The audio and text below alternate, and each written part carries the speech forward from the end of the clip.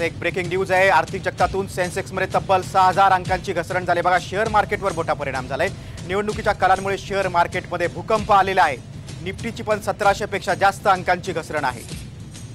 2020 नंतर पहिल्यांदाच एवढी मोठी घसरण झालेली आहे 4 वर्षात बघतोय। कारण इंडिया आघाडीचे उमेदवारांचा कल बघितला, आपण संख्या बघितलं तर त्याचा परिणाम आता शेअर मार्केटवर झालेला आहे। निवडणुकीच्या काळामुळे शेअर मार्केटमध्ये भूकंप झालेला आहे। निफ्टीची 2000 पेक्षा जास्त अंकांनी घसरण झालेली आहे। 2020 नंतर पहिल्यांदाच एवढी मोठी घसरण झालेली आहे आणि कारण काँग्रेस देखील आता 3 अंकी एवढ्या उमेदवार त्यांचे पुढे जातील अशी संख्या आलेली आहे आणि त्याचा परिणाम आता शेअर मार्केटवर झालेला आहे। निफ्टीची देखील 2000 पेक्षा जास्त अंकांची घसरण आहे।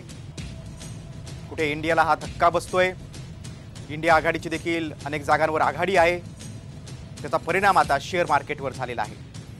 निवडणुकीच्या कलांमुळे शेअर मार्केटमध्ये भूकंप आलेला आहे। निफ्टीची 2000 पेक्षा जास्त अंकांनी घसरण झालेली आहे। लोकसभा निवडणुकीचा निकाल कोणाच्या बाजूने लागणार? पंतप्रधान नरेंद्र मोदी विजयाची हॅट्रिक करणार का? राहुल गांधी पर्व पुन्हा येणार का? आणि या सगळे जे कल आता समोर येत आहेत त्याचा परिणाम आपल्याला शेअर मार्केटवर होताना दिसतोय।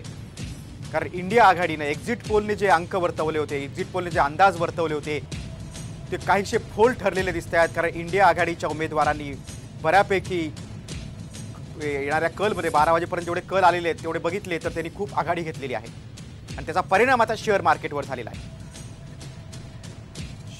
बघा, आपण बघतोय जवळजवळ 8% इंडेक्स पडलेला आहे। निर्देशांक जवळजवळ 8% घसरलेला आहे। गेल्या 4 वर्षातलं ही सर्वात मोठी घसरण आहे असं आपण म्हणू शकतो।